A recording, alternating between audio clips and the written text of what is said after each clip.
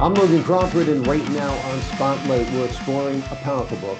It is called The End is Our Beginning, and it's written by an amazing author. Her name is SK Olson. This compelling book delves into the reality of spirits, angels, and the divine, uncovering profound truths about our universe. Join us as we discuss the spiritual revelations and the profound impact of this eye opening narrative.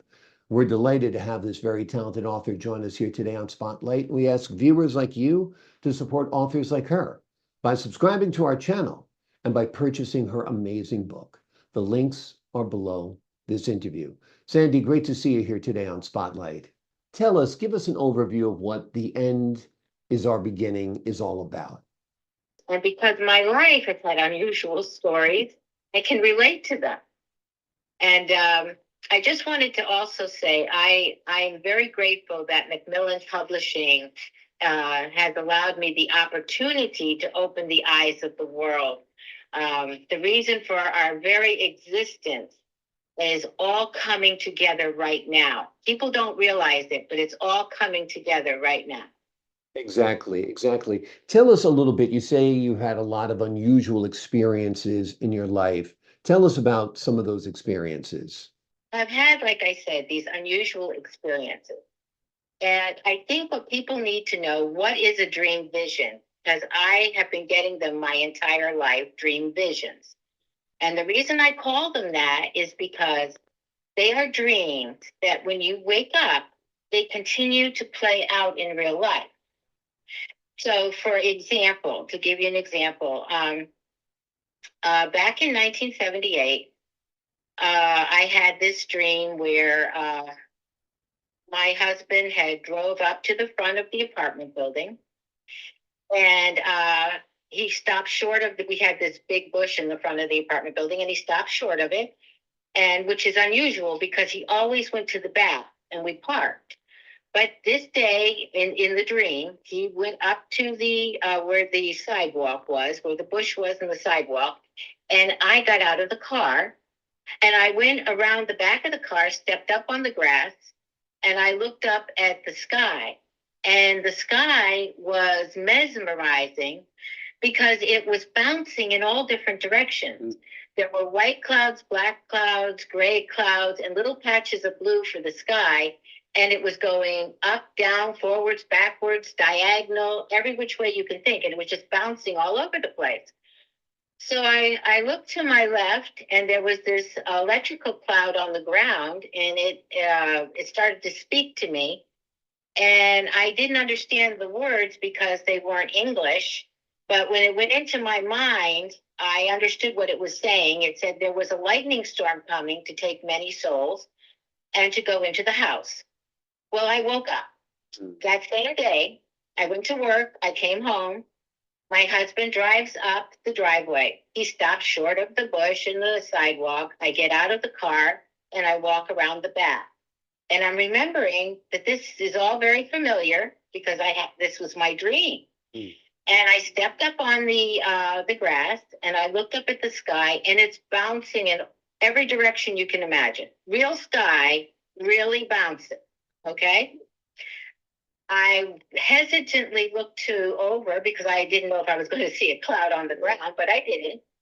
And I went into the house and I turned on the TV, and the first thing that came on the TV was the polka died. It just died. All right. So the cloud had told me there was a lightning storm coming to take many souls. So I said, when I was in the house, I said, well, that's one soul. So all of a sudden I get a phone call at that same moment. My brother calls me. He says, you've got to get down here. You know, our grandmother is passing away. And so back then we didn't have cell phones and all that. And I jumped in the car and I went down there. And when I got there, she'd already been taken away. But he had said to me, he said that she told him, close the window. There's a lightning storm coming. So, and she passed away too. But that's what I'm trying to explain is these dream visions that I've been having, they start out as a dream and then they happen. Now, what happened is they have graduated to happening in the world. And I'm going to tell this one real quick, and we can go on to other questions. Sure, take your time. Take your time. It's like up in the clouds. It was all white, but in front of me, I could see the world spinning, in the blue space. I could see it spinning. But I could see the world up close and far away. It was like I could see both. And I looked down, and when I looked down, there were 6 Mideastern rugs, 3 to my right and 3 to my left. And the first thing I thought of was Israel being surrounded by the Mideastern rugs. I don't know why, but that came to mind. So then I looked over to the right, and out of the cloud, like there was like a doorway kind of made, and this man came through, but he was wearing all white robes, like if he had been Christ, but he wasn't. Okay, he seemed very evil. He did not seem like a good person. So he finished the circle. He came and was on the other end of me. So I looked across at him. The rugs were surrounding the circle, and then we were looking at each other. And I got these chills that came over me, like this was a very bad person who had entered. Then 6 men walked in. Each man sat upon a rug. The first man, when I was looking at this evil man, I looked over and I saw the first man next to him. He started to melt away. And out of him came a leopard. And the leopard just kind of sat up on the rug. Then I looked to the next rug, and that man, and he started to melt away. And out of him came a bear. Then I'm getting worried because now I have the man right next to me. And he melted away, and out of him came a boar that had like these strange tusks coming out of his mouth. So then I'm thinking, maybe I should get out of here. This doesn't seem like this is a good place to be, because I realized that this one was going to turn into an animal too. So I started, and I didn't head to the right because that's where everybody was coming in. So I ran to the left to see if I could get out of this white area that I was in. So when I ran to the left, I heard a roar. So now I know that the next man became a lion. But I got through the doorway. It was like kind of a doorway, and I got through it to the other side. So I never got to know the other 2 men, what they turned into. But when I got to the other side of the door, I realized that the evil man was still there across from me, the same distance. So I couldn't get away from him. When I woke up, I knew what everything meant. I realized that the Mideastern rugs the Mideast was going to rise against Israel. That's what I thought. That's how I felt. Then I thought that the first man that was the leopard, all this happened just before they chased us out of Afghanistan. So it was the leopard, like getting us out of Afghanistan. And that was the Mideastern symbol. Then the next symbol was the bear, which was Russia. And right after, all in that time frame after this dream, came first it came the leopard, then the Russia rose against Ukraine. The boar is Ukraine because the Celtic ancestry of Ukraine, the symbol is the boar. So I realized that Russia came against the boar, and who roared out was Finland wanted to become a part of the United Nations. So he roared out, like, let me in, the moment this all started happening, because he didn't want to be left out. But then I didn't see the rest of it. So, like, everything seems to be connected with what's playing out in the world now. So, like, I'll have these things, or people will come to me with them out of nowhere. A man came to me not too long ago, and he told me the most unusual thing. And I was like, and it had to do with the end of the world. And I was like, where did that come from? So that's what's happening. Yeah. People are experiencing these things, not just me. Right. I'm only one of the many. Yeah. It is. So like when I mentioned about the banker and the gang member, I mean, I've met these people who've told me these stories. Why certain people are selected to have these visions, these dream visions that become reality. You obviously were selected. Like you said, everybody from bankers to gang members are having similar visions.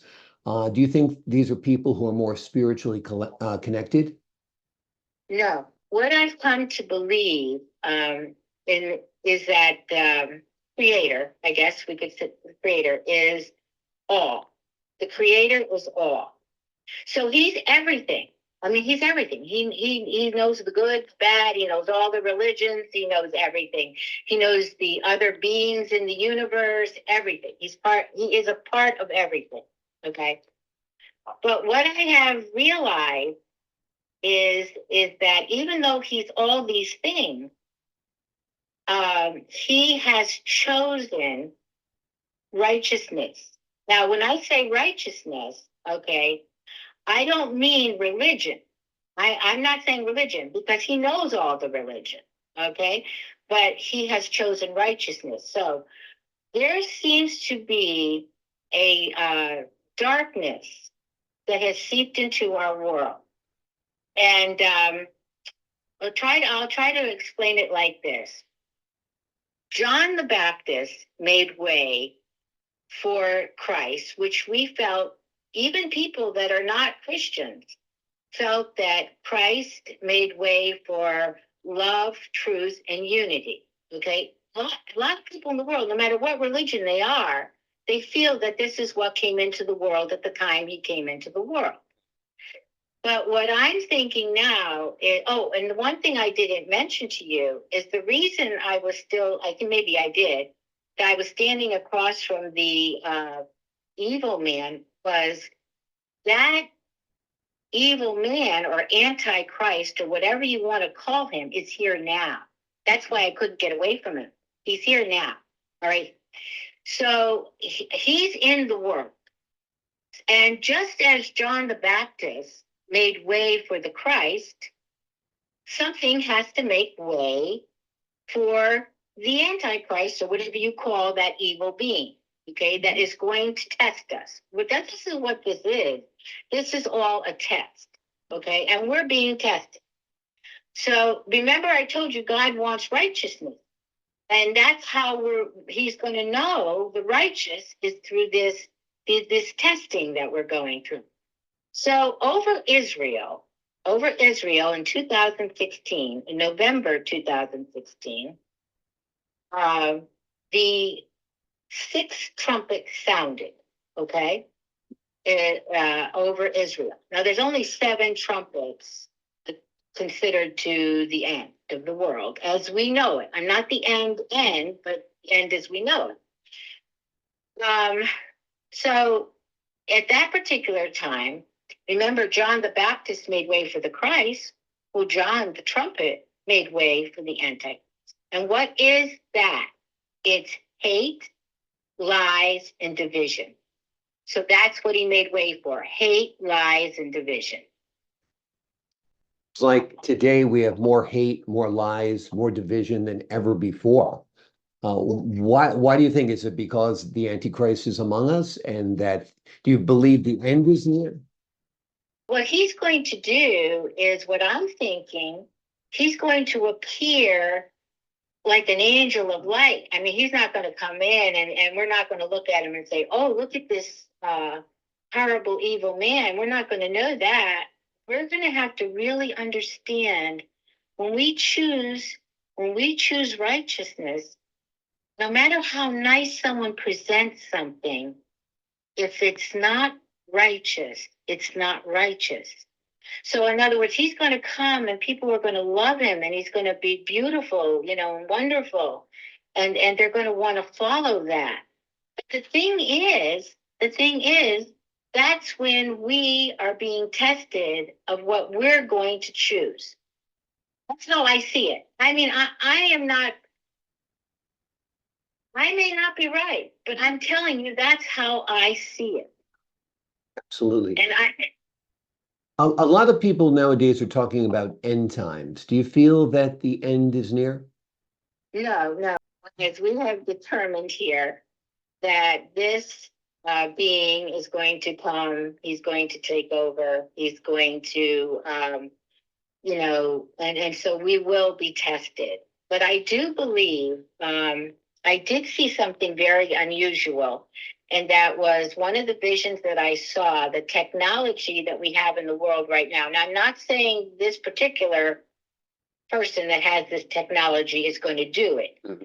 But the technology is called nuclear tidal waves, right? And I saw these nuclear tidal waves hit the eastern seaboard, starting with the state of Florida. And so it came against us, the United States. I don't know who would be behind it, but it was evidently perfected to the point where it did an enormous amount of damage. And what I saw at that point made me think of what some people consider the rapture, because there were people saved that wouldn't necessarily have been able to have been saved. And I think they were saved in order to go to where the people that are going to go through this hard, difficult time are going to actually walk through too. In other words, they're going to come to this beautiful new world, which is the final test. Because the whole idea of this whole thing is the Creator wants the beings that are with him forever to have chosen righteousness as he's chosen righteousness. And you know what you say, you might say, well, what if you don't choose righteousness? Where does that leave you? You might think, where does that, leave you? Well, then that brings me to the gang member. He was stabbed. He died. And when he died, he went to a place of darkness and deprivation. Like there was no sound, no light, nothing. And he was just floating in this darkness. And he felt other spirits bumping up against him. But when the ambulance got there, they were able to bring him back to life. And this one spirit had bumped up against him. And he knew when he was on the other side who that spirit was. He was trying to scream that person's name because it was another gang member that he had known that had died. And when he was trying to scream his name, when they brought him back to life, he was screaming that man's name as he came awake. So what he said, I never want to go there. So that's the choice. The choice is either you're going to choose the light, either going to choose love, truth, unity, which is light, or you're going to choose the darkness, which is hatred, lies, and division. And that's complete deprivation. And that's where the division will go. It will just divide. And you know something? There's a dense darkness that is coming to this world right now. You can feel it. It's like this. And what I think is the energies are dividing. I think that this dark, dense energy is dividing from this light, ethereal energy. And eventually it's going to completely divide. It's going to separate. That's what I'm thinking. What do you think folks should do to prepare if this evil force is going to, basically take power in the world? I believe that you have to hold close to what you know is right. Deep down inside, when something's right, And I understand that people have a lot of good intentions. Like, let me give you an example.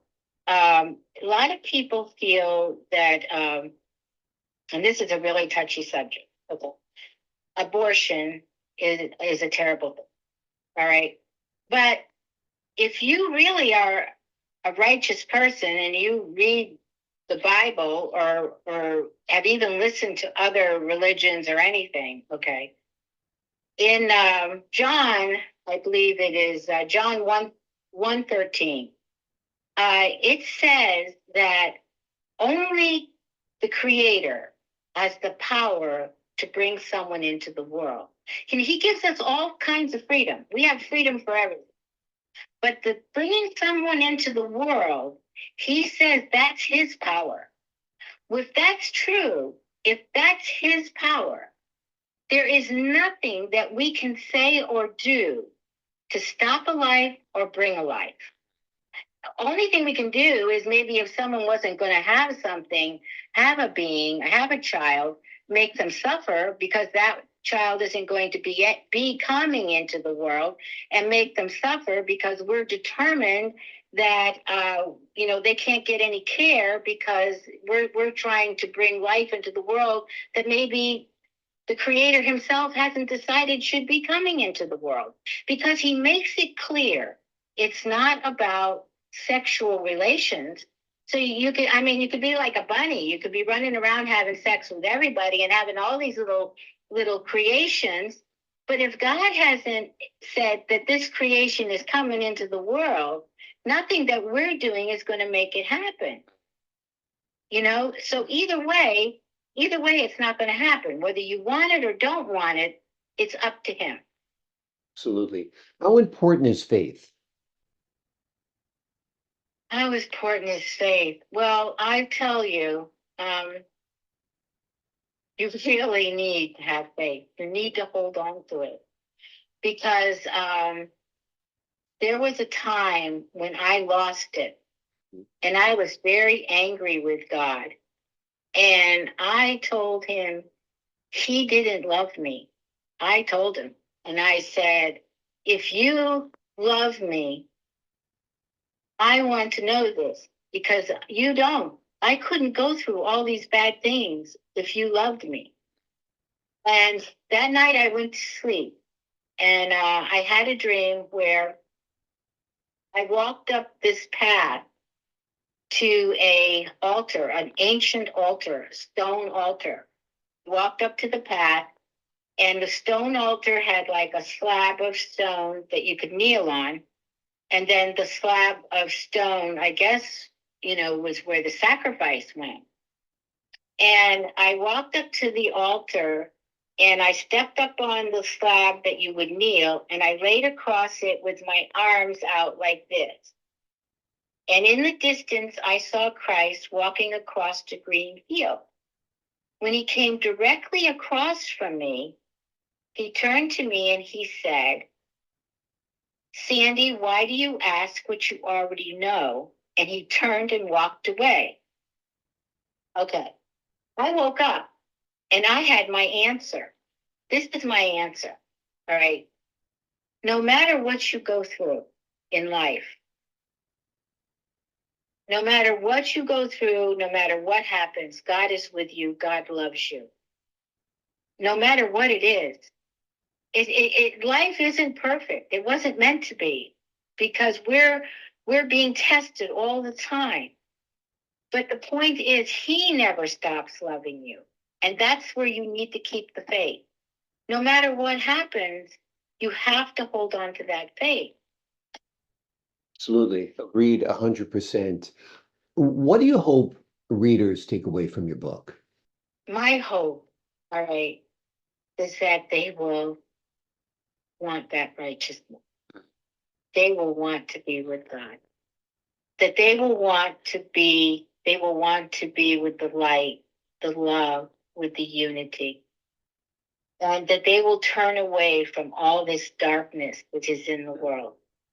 Because that means, as I said to you, I think I said in the very beginning, is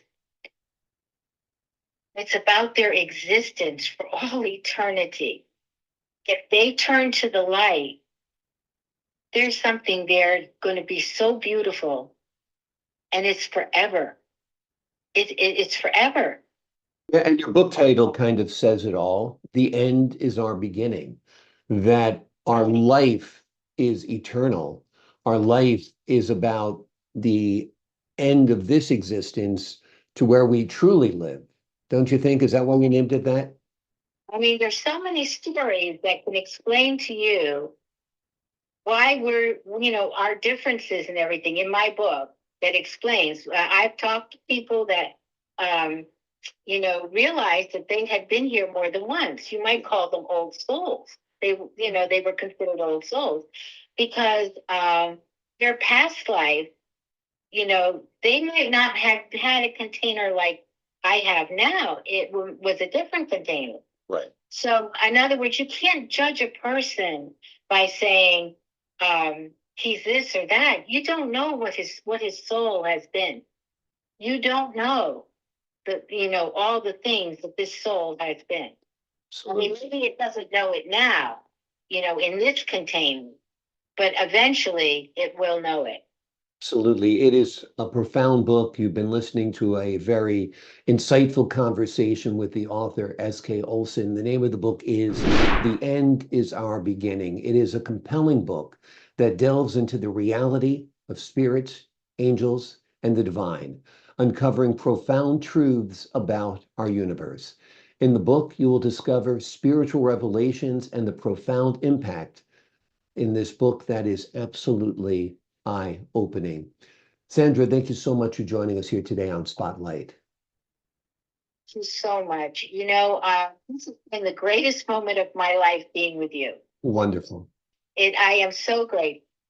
Well, And, I'm grateful to have you on the show. I enjoyed our conversation. I think your insights are riveting. I think they're going to help a lot of people who are struggling out there. This is a dark time for many, so they need to be shown the light. And I think your book does that perfectly. Sandra, thanks again. To the folks at home, I'm Logan Crawford, thanking you for your time this time. Until next time on Spotlight.